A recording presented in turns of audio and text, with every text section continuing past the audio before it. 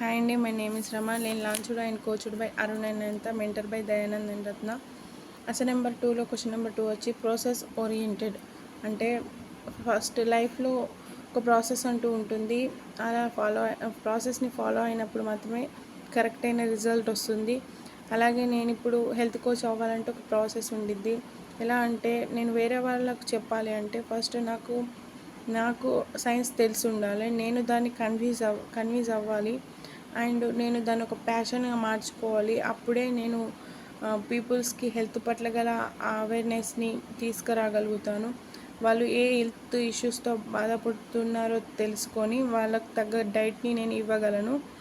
And నేను వాళ్ళు diet చేసే టైంలో వాళ్ళకు ప్రతి క్షణం అవైలబుల్గా ఉండి వాళ్ళు అనుకున్న రిజల్ట్ వచ్చే వరకు నేను వాళ్ళకు తోడుగా నమ్మకంగా ఉన్నాను అంటే వాళ్ళు ఖచ్చితంగా డైట్ సక్సెస్ అవుతారు. అండ్ నేను కూడా ఆ పనిలో సక్సెస్ అయ్యానని అర్థం. నేను వాళ్ళతో ఎంత నమ్మకంగా ఉన్నాను కాబట్టి దే విల్ రిఫర్ ఫ్యామిలీ